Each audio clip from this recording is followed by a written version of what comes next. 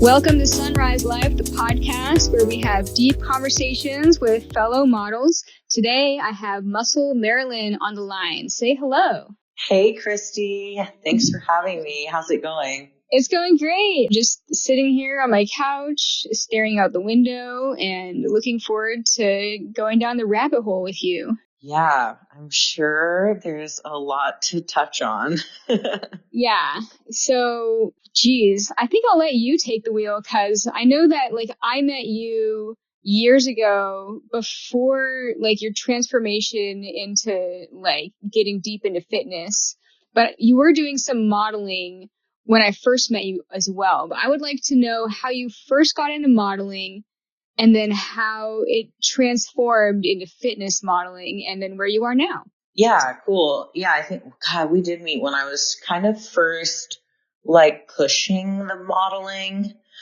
But let's see, I had done some little shoots and stuff even in high school, little local park and take some pictures. So little things like that. But I didn't really think about it as an avenue for me, even though I was heavily into the arts at that time, in band, in choir, always singing, always doing that. So I was definitely used to getting my photo taken. But I didn't really see myself as a model. I think, kind of back then there was one type of model, we all know that, very tall and sort of slender art, high fashion. So of course I don't fit that. I'm short. You know what I mean? Yeah. We're just short and just okay, is having an attractive face enough? At that time, I wouldn't have said so. So I really didn't think much of it. But then throughout my whole 20s, since I was in so many bands, all these different rock bands, and that's how you and I got connected, way back when. And because of that is sort of where more photo shoots just kind of were occurring, because I had to do them for marketing purposes. And then, photographers here and there would reach out. And so it sort of just grew on its own without me really trying to make it a thing. And of course I enjoyed it because obviously when you see a good photo of yourself, it makes you feel good. And so then it's easier to say yes when people ask to shoot. And at that time, everything I was doing was really rock and roll based and vintage clothing and whatever funky outfits I had in my closet. And I was just, heavily doing that. And then I think it was kind of when my main band that I used to be in, Artemis Moon, when we sort of disbanded, it was, I want to say about a year before COVID happened.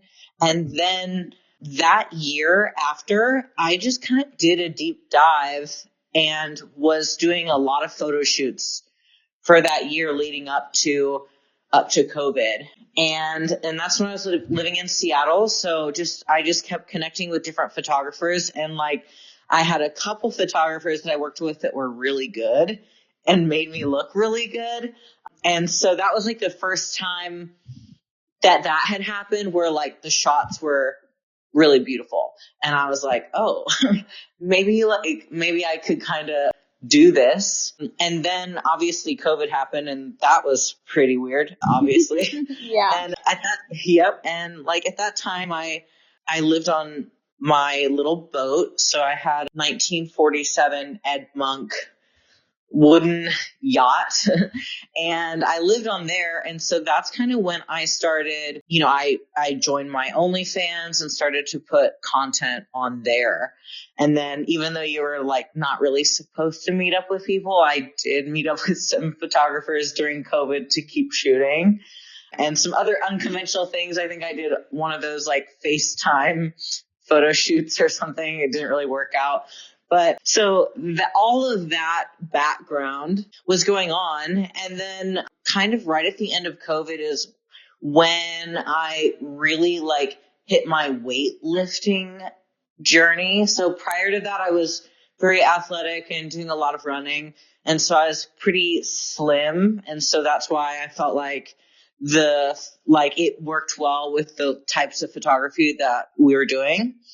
And then since when the gyms kind of started opening and I really got to like lifting weights and stuff and putting on a lot more size, that's when the transition kind of happened. And once again, it was just kind of organic. Like I'm just lifting at the gym and someone asked to shoot, And so then I'm like, oh, okay, well, maybe I can get better at how I look, keep growing and also put more content on my sites.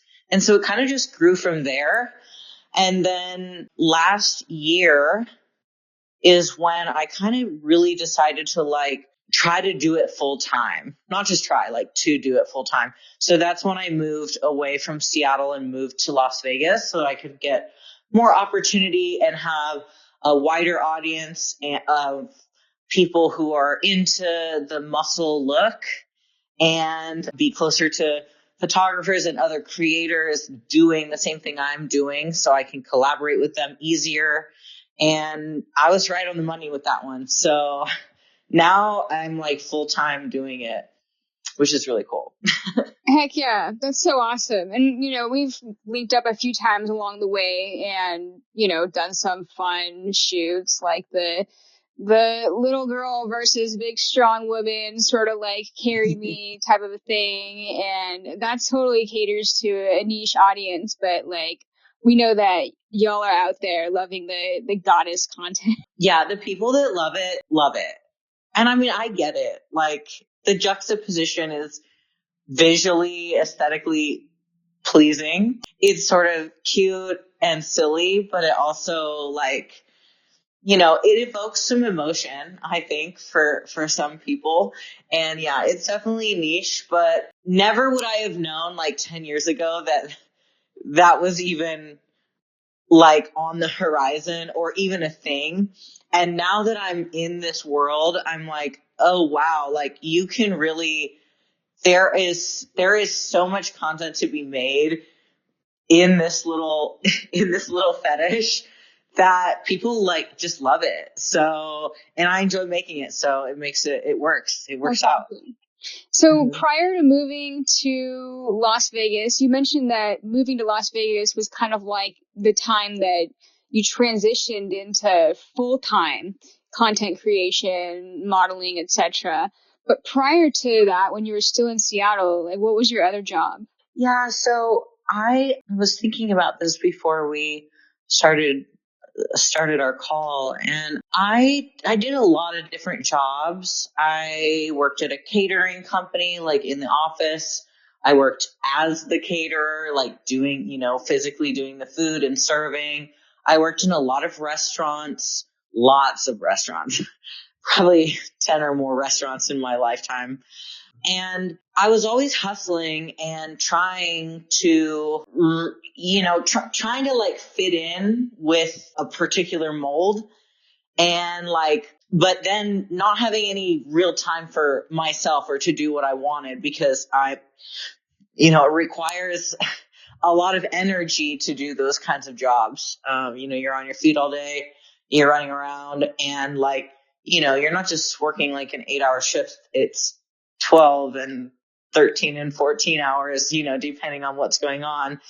And even though I enjoyed like the hustle and bustle of that, it really drained me like kind of emotionally just because I felt very unfulfilled. And like I was always sort of bending over backwards for my managers or taking, when you're doing that, then, you get asked to go above and beyond all the time, right? So your boundaries are constantly being pushed with your time. And so, and then what happens what would happen to me is, well, I'd say yes, because I want to, I need to make more money because, you're making minimum wage plus tips or whatever, right? So you're kind of like really just trying to bring in as much money as you can. So you're always saying yes. And when you always say yes, then there's like no time for anything else. So I was constantly battling that like that internal struggle of like, well, I need to do this to make money, but then all of the things that I want to be doing are pushed to the side, and they get pushed and pushed and pushed every day. And like, that is just not who I am. So it was just a constant struggle to kind of live that lifestyle for me.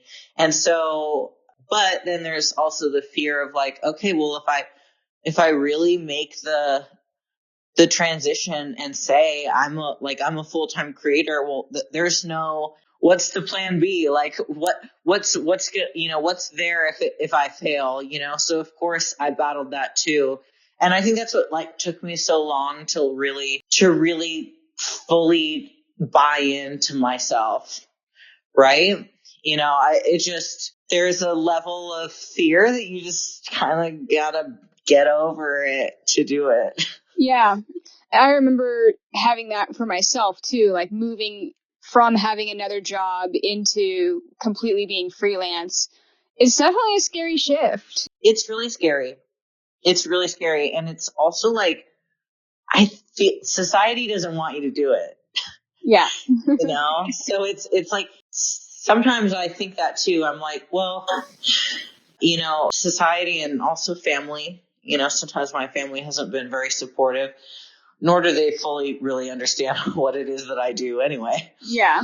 And that's fine. Some things are in the dark, some things are out in the open. It's whatever.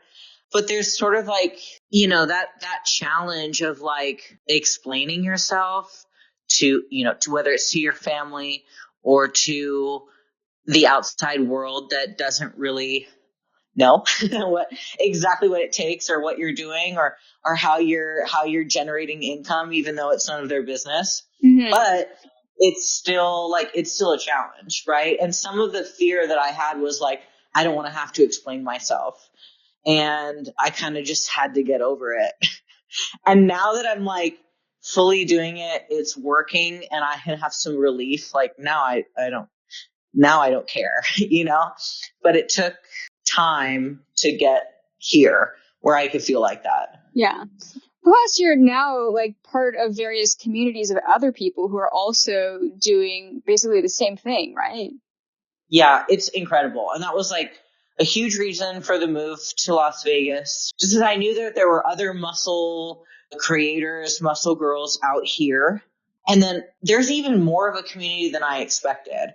So it's not just the muscle girls, like there's like the wrestling girl community, and like session wrestling, which that wasn't like necessarily part of my plan, but is now a very much a huge part of my existence right now, is doing private sessions and like private, wrestling domination sessions with people.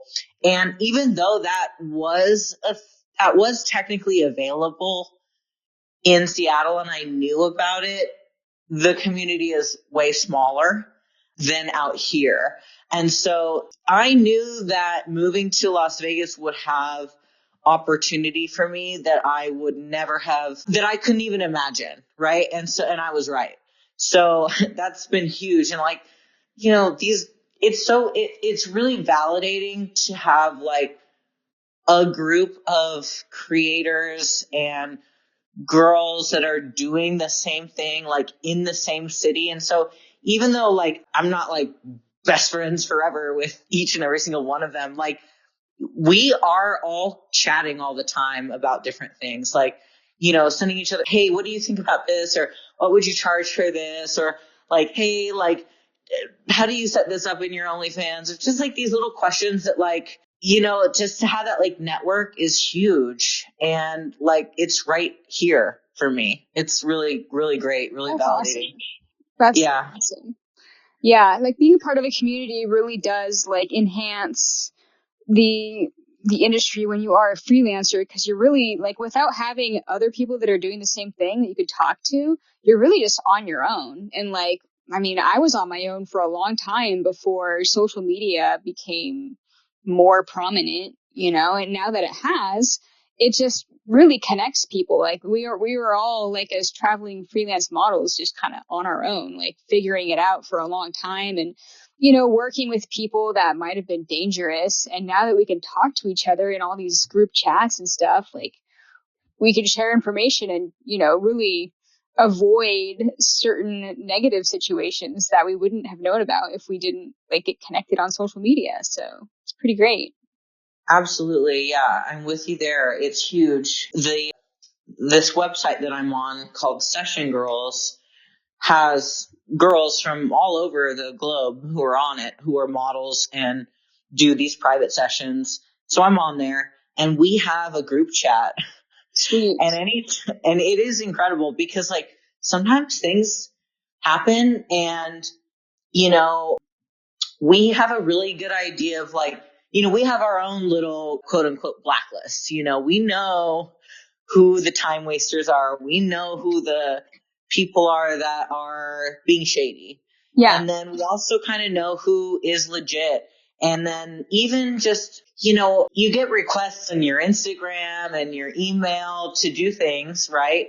Then sometimes people, scams are a lot more like, intelligently designed now. And so one thing that we all share in this group is like, if there's something kind of fishy coming up, like we're screenshotting it and messaging it to the group. Like, hey, what do you guys think about this? What is this? Is this normal? Have you guys gotten this? And then all of a sudden, 2 or 3 or 4 of us have all gotten the same message. And we're like, all right, let's like cut that guy off, like whatever that is, and that's like huge, right? Because be dangerous, and that's just a fact. And I know, some girls definitely pre-social media had a lot more issues with that. So I'm super thankful for having this network and being able to connect with all these women from literally across the globe. Like even when I was just in New York last week or the week before. And so that was kind of like my first session tour. So it was just like a little tester. How is it going to work? What are the logistics, etc. And all the girls really helped me, like where to stay. And then I traveled with another muscle goddess, my friend Brandy May, and her and I together like vetted our sessions. So it made it safer and easier. And it was fun to like go and collaborate with another girl for a week and spend our downtime together. And also like we can privately share what goes on and what we went through that day. And it's great. It's incredible. That's rad. So I'm very aware of like what like session wrestling is, but maybe a lot of the people listening to the podcast don't. Would you mind elaborating on it a little bit? Yeah. So it's definitely a spectrum and it will depend on each session is going to be different, of course. And each session is going to be different with which girl you're sessioning with and the guy that is also sessioning. Although I think some women also, there are some women out there who make requests, although I have never personally sessioned with another woman, so I don't know. But it can range. For me, the biggest requests I get are for muscle worship because I am very muscular and not all session girls are, because you don't have to be muscular to be a wrestler, obviously. But that's kind of like my niche and some other girls. So muscle worship is literally what it sounds like. It's just being in a room with a muscular woman and worshiping her body, her muscles. So for me, like I might wear like a little like lingerie or a bikini and bring some oil. And this is just an opportunity for a guy who loves it, that's his fetish, to be up close and personal with my muscles. So I'll be flexing and like allowing for like kissing my biceps or kissing my shoulders, kissing my legs, things that are sort of fringe that this person may not get to experience obviously on a daily basis or might be frowned upon in some circles. But in our private space, it's okay, right? Because we've agreed upon it. Yeah. So that's part of it. That's a big part for me. And then there will be more like sort of a domination aspect. And so since I'm training in jujitsu, I know some different headlocks and scissor holds, things that are, rear naked choke. And so I will like put these guys into these positions and allow them to feel my strength. Right. And so that's a big turn on for them and very exciting and just an opportunity that they don't really get. So a lot of it is that, and they get to experience their fetish in a private and safe environment. Sounds great. And so, have you ever experienced a situation where it became unsafe? Good question. So far, no, not wood. But I do have a vetting process that I use, and I'm a pretty big stickler with just following my intuition. Like when I get a request from someone, it's very easy for me to tell how serious they are right away, just by how they request it, the type of language that they're using, their eagerness and excitement or lack thereof. And then, so I kind of put them through my questionnaire process and some identification verification. And then I also ask them for references from other session girls. And I will message that group chat and ask if they're legit and what their experience was. And so if I get like a positive reply, then I know we're pretty good. But I have heard from other girls that, of course, that's not always the case. And so there are some girls, everyone has their own experience and they have their own criteria on who they will and won't session with. If they've had a bad experience with a certain type of guy, maybe they just eliminate that type of guy altogether. And that's fair. But thankfully, I haven't run into that yet. I do meet all of these guys in a public space first, the lobby of the casino, hotel, etc., things like that. And I have my location on with a few of my close friends that are in town. And I send out a message, hey, I'm going to do a session from this time to this time. I'll message you after. So I do have a few things like set in place so that I feel confident that we're going to have a good session that's going to go well. And I'm going to be in and out of there in the time that I expect. Right on. So it sounds like the parallels between doing a photo shoot and then doing a session do have a lot of similarities as far as, the customer service element and then how you vet and then how you can compare notes with other session girls or muscle goddesses. Am I right on that? Yeah, absolutely. Absolutely. Because of course, for every, 10 great sessions that I have or 10 great photographers that we work with, there's going to be one that's not so great. Right. Yeah. And so having this like communication with other women who are doing the same thing is what keeps us safe. Right. And it's also what alerts the weirdo, keeps the weirdos at bay. And unfortunately anytime that you're presenting yourself as a woman in society, like you're putting it out there, of course, there's going to be an assortment of people that want it. Right. And so whatever that looks like is different across the board, but to safeguard ourselves, like, having a network is so imperative. And I would say it's very, very similar to, working with photographers and also working with these guys that, that like to do sessions. It's very similar. Yeah, I'm sure that like the similarities in personality might be kind of similar, but just based on the fact that a lot of the photographers that hire me, for example, you know, they're also kind of fans in some kind of a way. Like they follow you online, they like your other photos, they want to photograph you too. So in a way, it's Absolutely. yeah, Yeah. Well, we're putting ourselves out there, and yes, of course they're fans because they're, we're constantly promoting ourselves.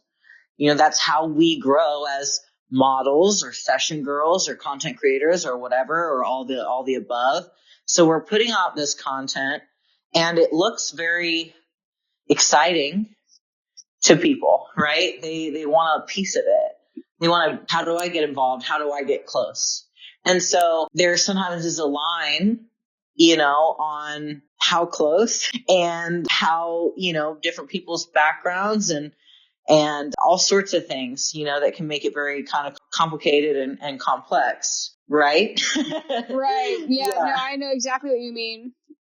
Right. So based on like all the conversations that we've had so far, it sounds like with your career, like there's so many different hats that you're wearing. Like you got into fitness really hard. You were like, you know, doing competitions. You did some art modeling and glamour modeling, and you've built your brand. I know that you've kind of changed your alias a few times as you've rebranded yourself, as you've gone more and more into the fitness goddess content creator.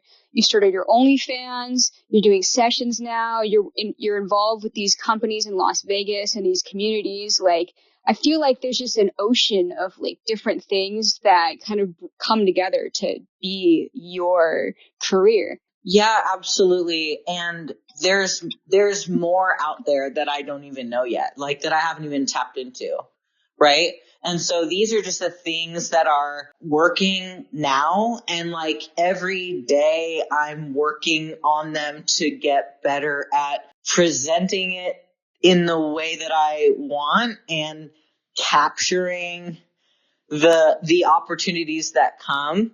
And so, which is really exciting. Obviously, it makes kind of because every week looks different, right? Like, I don't do, well, every day I'm working, but not every day of work looks the same. Right. And so, like, I think that's what I really love about it. Like, even today I was just shooting, in the gym, just some simple gym content so I can make reels on my Instagram, because my Instagram to me is very much like my day to day. This is my bodybuilding. This is what it looks like.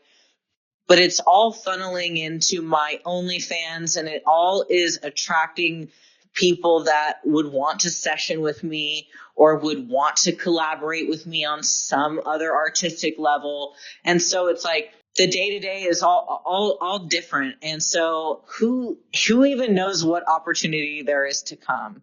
And like, I think that's what's so like exciting about it. And yeah, I did rebrand a couple times, and part of that is because of that sort of initial fear that I had to fully commit to the bit of being a content creator, Muscle Marilyn, right? So I was for a while, I was like, oh, I'm a little afraid to do this. So I don't want to I had like one foot in, one foot out for a while. And was that fear because you weren't sure that you'd be able to rely on it like financially or something else? Definitely that was part of it. And also I would say that some of my family was in my ear for a long time, like that that I have to have a certain kind of career and be on a certain kind of path. And this sort of like constant sort of battle of me like trying to do what they said and what they wanted and like not doing very well at it, like not not fitting into that box. And also like but I wasn't fully committed to the content thing either. So I was just for a long time like really struggling with that. And of course the fear of like, well, how can I make this financially viable if I can't even like really explain it? I think that was part of it too, is like it's all in my head, right? Yeah. Like the way the like it's hard for me to articulate that. I just know for some reason, like I know inherently that if I just am open to it, the opportunities that I'm looking for will come at me. But that's not a very good explanation to family members.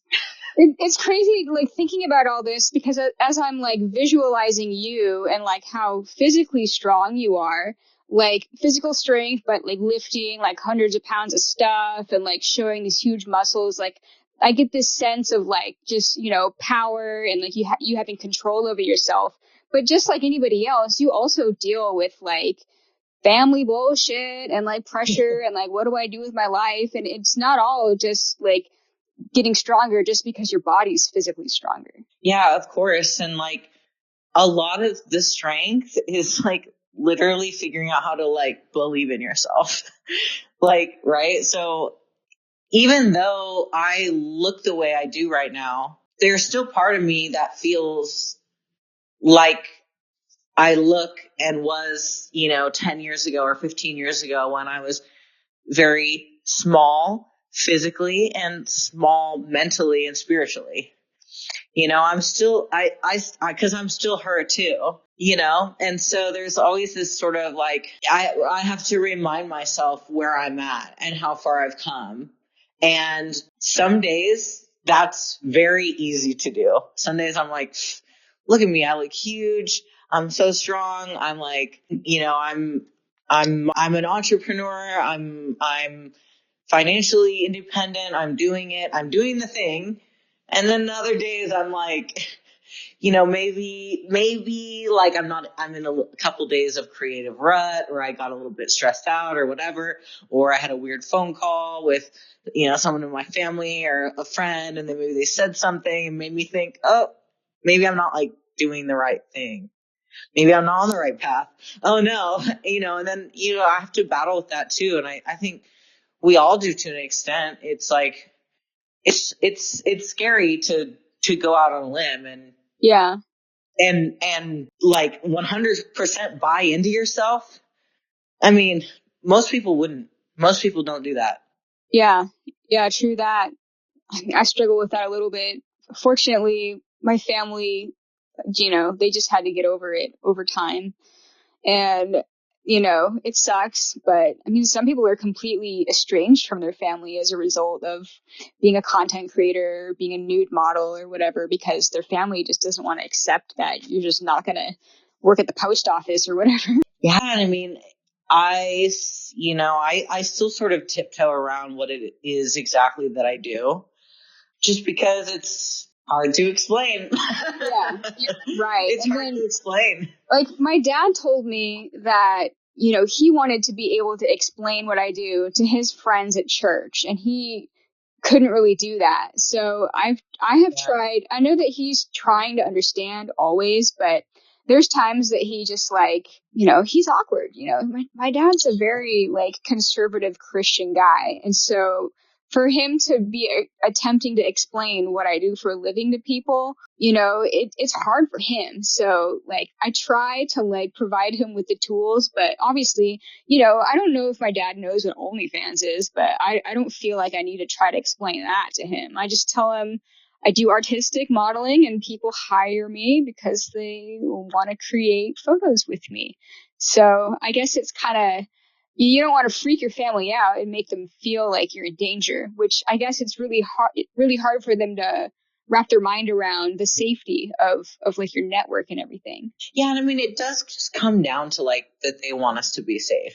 And when you think about it like that, it is nice. It's sweet. And they want to like protect us and care for us, but we are grown up.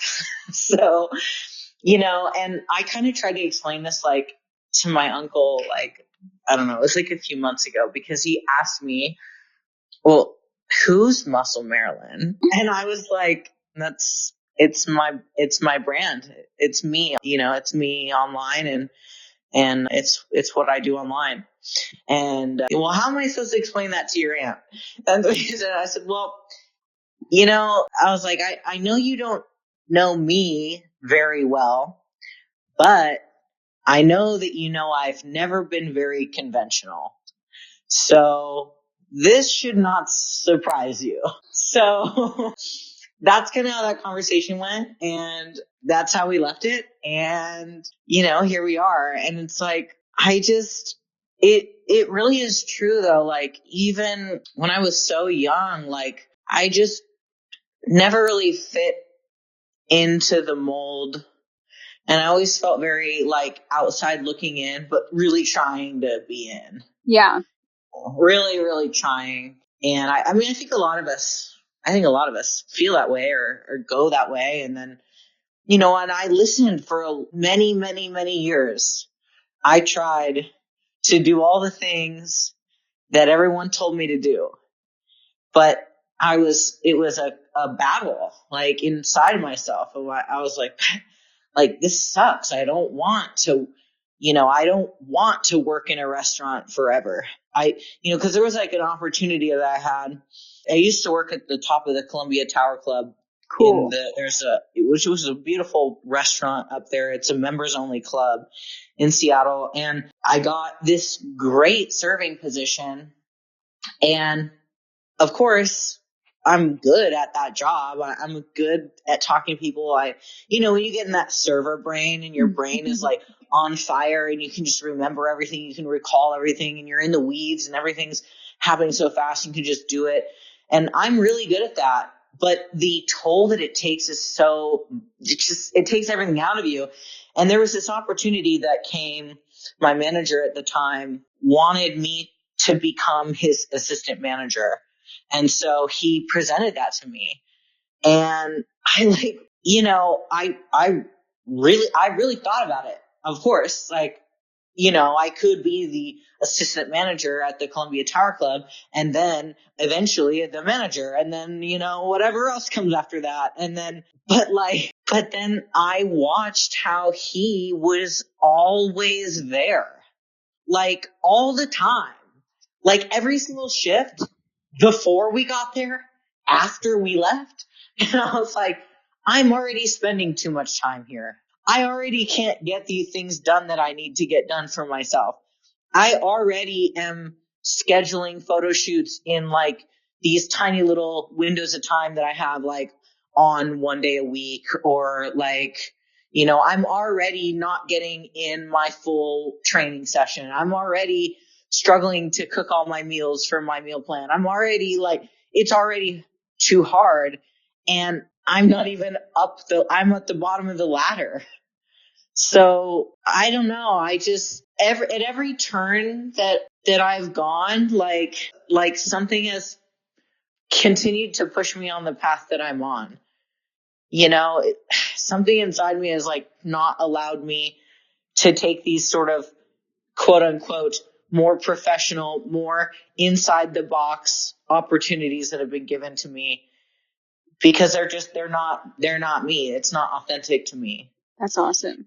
Right. And it's like, at some point you got to just like, okay, I'm 34. So am I going to at some point it's like, am I going to continue to battle that for the rest of my life? Or am I going to make a decision to like, just make it happen, make the things happen that I need to happen? I got to take the risk. So let's do it. Like, we got to do it. Like, the time is ticking. That's awesome.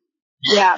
Yeah. I mean, I'm proud of you for that. Not very many people, like we were saying earlier, can make that happen. Well, I'm proud of you too. And like, honestly, like you've been a big inspiration too, well, just to see like, when we first met, you'd already been living that life for, quite a long time.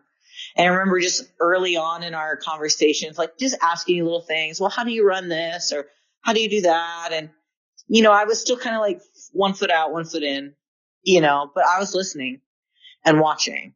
Right. And so when you see other people doing it and it is working, and of course I know that you have your struggles and every day is not going to be a great day in the world of modeling and content creation. But I saw that you were living your life the way that you wanted to. And I'm like, well, if she's doing it, like, why can't I have I have all the same skills? Like, why not? What?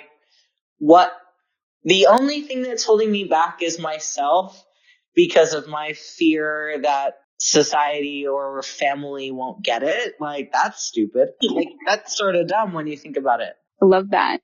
I want to take a short little break to tell you about Model Society. ModelSociety.com is a website dedicated to featuring figurative fine art photography for models and photographers. What makes them different than other portfolio hosting websites is that some of those other websites will still host kind of tacky photography or exploitative photos. Model Society screens all of their contributors for quality and authenticity. So you only get the best of the best on there. If you're not a photographer or model, you can still enjoy and appreciate Model Society because they also have newsletters and magazines featuring their best work and new articles each week. Check it out, modelsociety.com. I will also include a link to Model Society in the show notes. All right, now back to our show.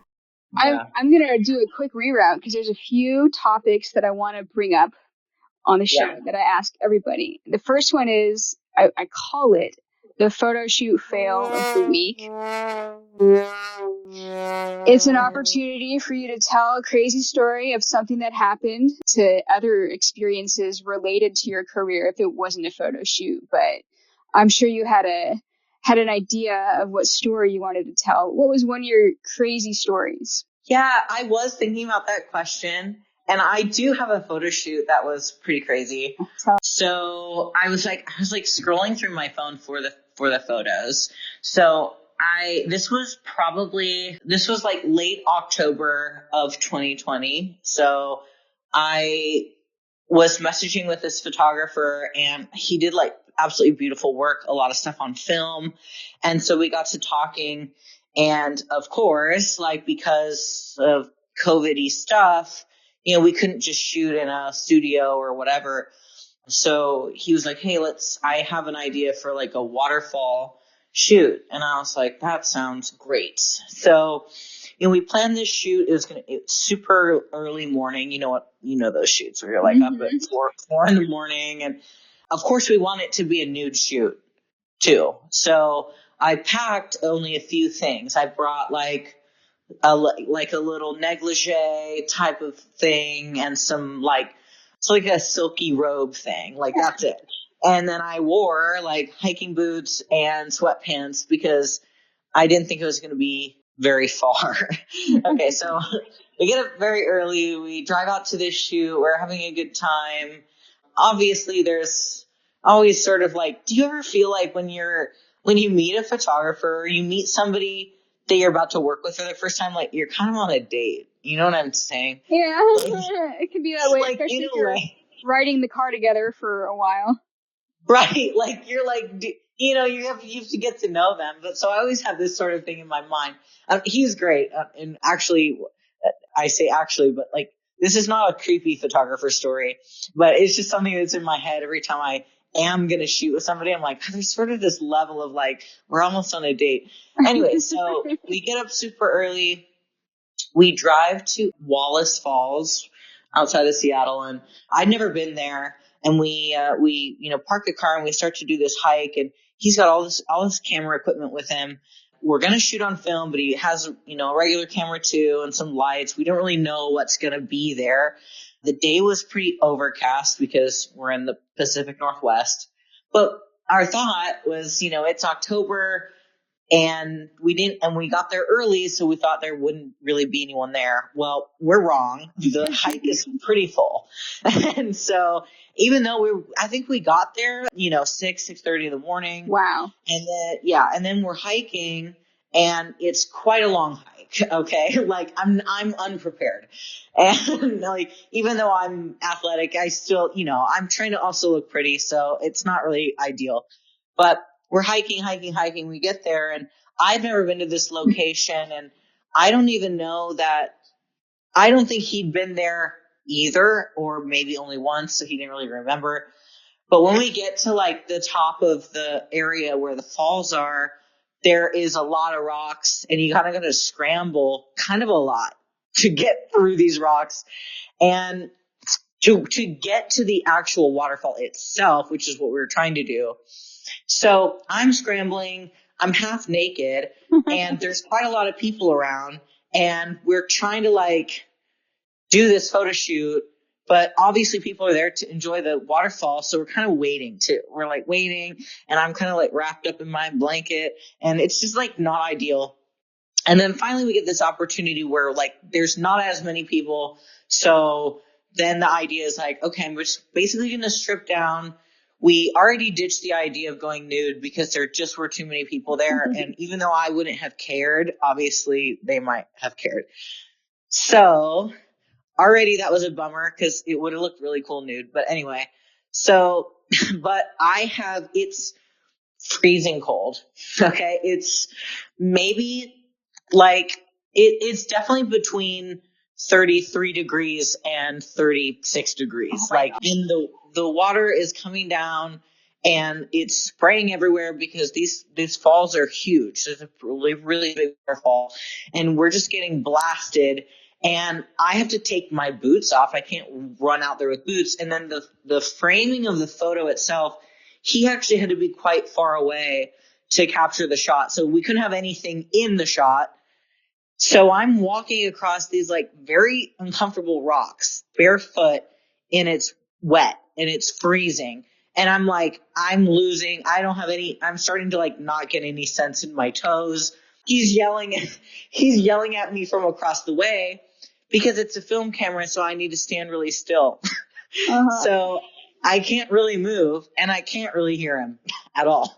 And I can hardly stand because I can't feel my feet and the rocks are jagged and I'm trying to like look good, obviously. So I'm just like flailing about with this sort of robe and I'm like kind of tossing it in the air. I'm trying to get something, but it's wet. So I'm just like getting soaked, absolutely annihilated with water, and it's sticking in my skin and I can't move it anymore. And I'm just standing out there and everyone's staring at me, obviously, because that's the only thing to look at. So for about 30 minutes, I'm just getting absolutely drenched by this waterfall and I'm trying to hear him and I'm moving around, and we did some other photos like up against these other rocks, which were really cool. Like kind of like I'm climbing, I'm like a siren coming out of the depths of something of the earth. I mean, they're incredible shots, what came out, but he also had some technical difficulties and was like kind of unhappy with the outcome of the shots because it was it was just complicated to do it, and way more complicated than either of us were expecting.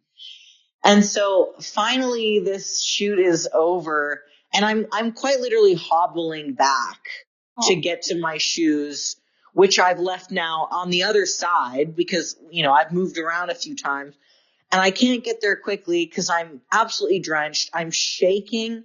Like my teeth are just chattering. I can't stop them. My toes are turning colors. I can't feel my feet. I'm getting my boots and we still have to walk back down this mountain. Oh my God. So I'm just wet for the next like 45 minutes to an hour as we trudge down this mountain trying to get to his car. And I didn't really bring enough dry clothes because I just didn't really expect it to be like that. Oh my God. So I take everything off. I'm in the backseat of his car with like one sweater on me and the heater turned all the way up. And I'm just shivering for the next hour back to town but it was like very memorable and like I can look back on it and laugh, but in the moment, I really I'm pretty sure I had hypothermia, like at least a mild case. I've never been that cold in my life. Oh my Chilled God. to the bone. So October in the Pacific Northwest, from what I recall, it's like the beginning of October feels warm enough to where you're like, oh, we're going to have an extended summer. And then by mid-October, it's getting cold again. But then if you go to a waterfall, you think, oh, it's a sunny day or it's, still the end of summer. It's going to be nice. But those waterfalls are cold, especially that early in the morning. Oh, we were we were sorely unprepared for this. Both of us could not have, I'm not sure that we could have thought it through better though, because like what information were we going on?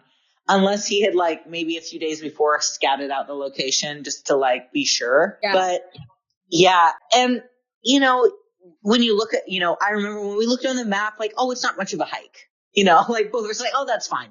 You know, but you don't expect to be, I literally I was like hobbling down the mountain because I couldn't feel anything. It was terrible. God. So I think we got like 8 shots that were like, okay, but none of them were like super in focus. That sucks. So they were like, and some of them, like, I just don't look that good because I'm literally so cold. Like I can't feel my body and the, you know, the robe is stuck to me and just like things that like, yeah, it would have been great if I was completely nude. So I wasn't worrying about things sticking to me and you know what I mean? But yeah, it just wasn't. The idea was grandiose but unfortunately poorly executed. Sometimes you have to go through that, though. I'm sure that photographer went back again, maybe, and was more prepared the next time. Who knows? Yeah, I hope so. And like, I mean, he's still producing like incredibly artistic and interesting shots. But also now I'm armed with information too. It's like, yeah, like if we do a waterfall shoot in the future, we're going to have to make sure a couple of boxes are ticked before we do it. Yeah. Oh, yeah.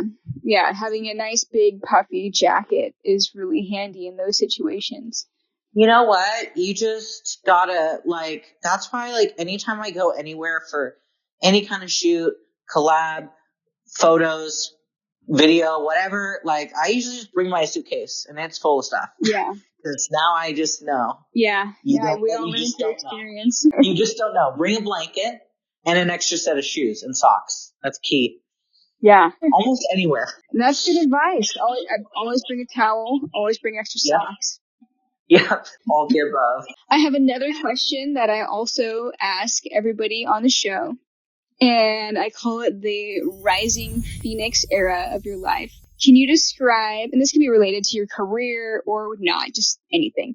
Can you describe a situation where you were faced with a challenge that you had to overcome? Yes. So I was thinking about this and I had written down sort of like fitting in with, you know, overcoming, like dealing with societal norms, but we've really talked about that. So I'm thinking like a big challenge for me is, well, let's see. There was sort of a turning point for me where, let's see, I think it was in April of 2019, I was sexually assaulted.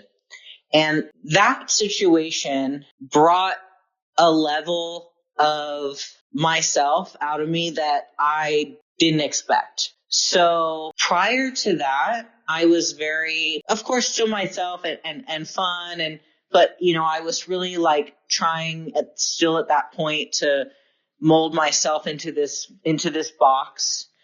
And something that continually would occur to me in my life was being sort of preyed upon by men and objectified all the time. And I was constantly dealing with this issue. And I think a lot of women deal with the same issue, but I just didn't know how to navigate it. And so when this situation occurred, it forced me to make some big changes in my life. Now, of course, I was the victim of this situation, but I also saw myself as being too vulnerable and too accepting and not setting enough boundaries with people and in my life. And so because of that, I really had to step up for myself. And that also was a time where I had recently gotten out of a relationship. And so I didn't have like a male partner to oversee and protect. It was just me. And so this was like the first time in my life that I really had to rely on myself to figure out what to do. And so that really was the start of me getting quote unquote stronger. Wow. In the gym and in my life, like spiritually, mentally, everything. And I would say for about that next year, shit was really hard because I did press charges and he ended up, we took it to trial and this guy is actually in prison right now. Wow. Yeah. And so that entire year, I was forced to go through like what I can say is sort of a spiritual awakening. Like I was forced to do it. Like the universe made me do it. Like I didn't have a choice there. It was either get stronger, get like really learn how to set boundaries, really, really, really learn how to provide for myself and protect myself, or keep getting trampled on, right? Like there was a choice and I don't want to continue down that path anymore. So it really forced me to level up. It forced me to take control. It forced me to get physically stronger. It forced me to utilize the way that I was being perceived by society and by men, and figure out a way to leverage it for myself. And Wow. so that like, I would say that was the turning point for me. That's really amazing. First of all, my first thought, especially when you said that he's in prison right now, is that from what I've heard about the court system, going through that is massively triggering in itself. Yeah, it was. And because I continually and since the trial and stuff happened during COVID, a lot of the stuff was like over, like calling in and stuff. Like I didn't have to go into the courtroom. Thank God. Yeah, thank God. I had I don't know how they do it in every state, but in Washington they do. You're appointed a liaison of sorts. I can't remember the name of that position. You're but I had a public defender? Or? Well, that is a thing. No, this is it's for like the victim of a sexual assault. So it's a specific job, and so this woman she communicated with me the entire process. And so, she would give me all the updates, and because the courts were so backlogged for a long time because of the way that COVID was, they weren't so he was out just doing whatever he wanted for a while. Oh my God. Yeah, which was really also triggering and traumatizing too. Yeah. To know that. But because it did take so long, I was able to get out a lot of the story and other pieces of the puzzle during that year continued to come to light because he had been doing this to other people. So there was more of a case that was able to be built than just me, thankfully. And that maybe wouldn't have happened if it had happened quicker. You know what I mean? Yeah, that makes sense. Damn, that's intense. Well, I mean, thank you so much for being vulnerable to share that part of yourself on the podcast. And I know that was a really hard time for you, but I mean, it's great that you were able to not react in a way that caused you to feel smaller, but you turned it into something to empower yourself to ensure that, your future is going to be a stronger version of yourself instead. Yeah, thank you. Absolutely. I mean, at any given moment, we're given a choice of a way to move. And, we can always change the direction, right? And it made me realize that I had been continually choosing this direction that allowed myself to be hurt or walked on or objectified or passed over or used for my looks for who I am. And even though this was extremely traumatic, it really made me wake up. So I don't know that I would be where I'm at right now if I hadn't had that realization. And if I hadn't been able to then go through that period of really, really looking inside of myself and really figuring out how to take control and taking my power back. Wow, that's really powerful. Yeah,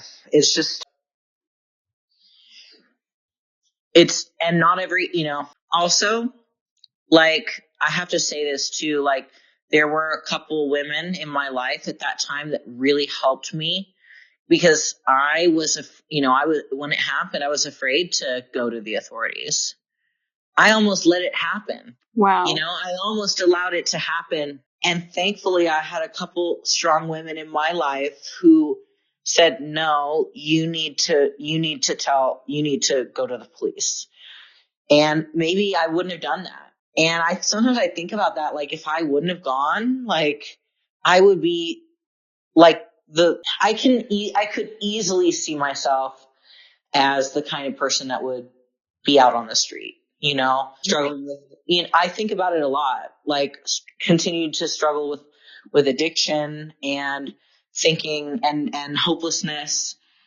And it's incredibly powerful, like, how the influence of other strong females, like, that influence in your life, how it can absolutely push you on the right path. And if you're open and you also allow, like, the universe will continue to, like, push you on the right path, right? Like, I remember that time, like, even though internally I was scared and didn't really know how to move forward, it was almost, yes, even though it was a choice, I could have chosen not to go the direction I did. I was being pushed so hard to do what I did do, that it's like literally you just let, like, you just allow the universe to take you, and it knows the path you're supposed to be on if you pay attention. If you don't resist it's yeah. Wow. So it seems like over the last several years, you've really honed in on your intuition and trusting your own voice.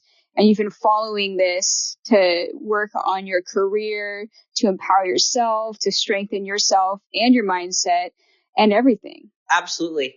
I mean, what more powerful is there than your intuition? Yeah. Yeah. Like, And the power of community. I think it's like, I feel like it's passed down to us too, from our mothers and our grandmothers. Like, the inner voice inside of us, it's like coming from generations. Yeah. It's their guidance, their experience, their shared experience through millennia, like, that's being powered through us. And I really feel like that. And so every time I'm unsure about something, if I just listen, if I'm just quiet and I listen, I know the answer. Yep. And it's always true. It's always true. So why not just give in and listen to it 100%? I love that. And I mean, this is exactly what this podcast is all about, because just seeing pictures or videos of you, somebody could come up with any, description of who they think you are as a person. But like the point of the podcast is so that people listening can understand that we're all like humans that, like, grow and reinvent ourselves and like have, shared experiences and everything. Absolutely. We have one life to live, Why live it for anyone but yourself, right?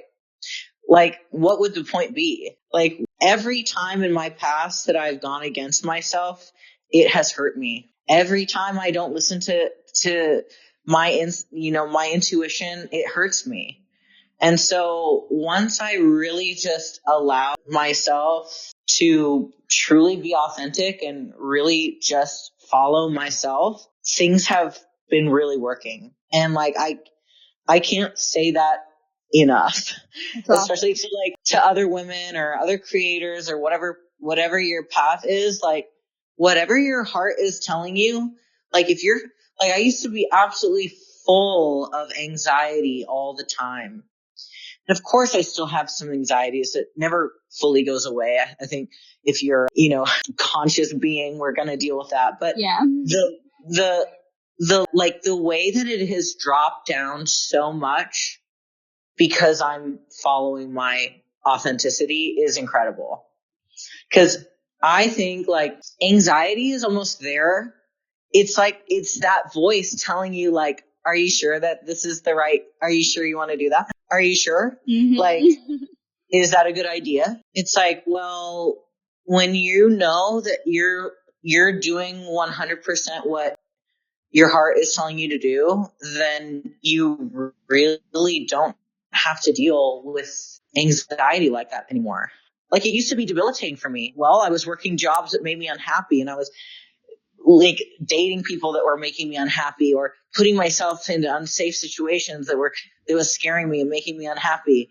All of these things. And it's like, well, when you stop doing that, you have a lot less of this fear, a lot less anxiety, and it feels a lot better. And then you can work and create and make all the things that you've been wanting to do with ease.